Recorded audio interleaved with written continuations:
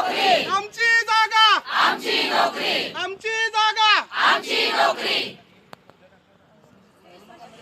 क्षेत्रातील स्थानिकांना न्याय मिळालाच पाहिजे, मिळालाच पाहिजे, क्षेत्रातील स्थानिकांना न्याय मिळालाच पाहिजे, मिळालाच पाहिजे।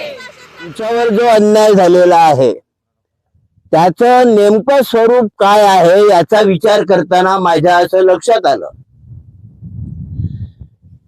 की दोन कोर्टांच्या आदेशामध्ये म्हणजे एकीकडे तुमच्या नेमणुका शासनानं केल्या आणि दुसरीकडे हायकोर्ट किंवा सुप्रीम कोर्टाच्या आदेशाने तुम्हाला डावललेला आहे। म्हणजे शासनाची ही अत्यंत निर्लज्ज कृती आहे असं माझं मत आहे। याला इंग्रजीत म्हणतात यूज अँड थ्रो,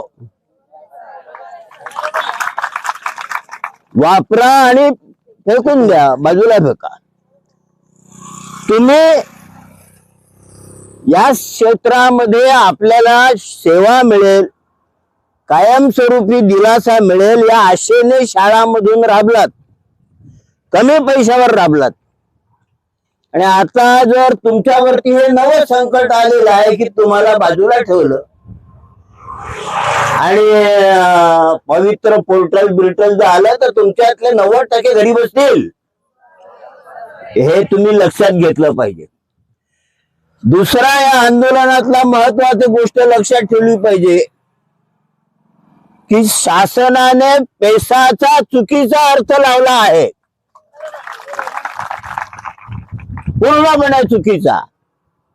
1996 साली पैसा महाराष्ट्र विधान परिषदेमध्ये विधानसभेमध्ये पास झाला। 2009 साली पैशाची अंमलबजावणी सुरू झाली।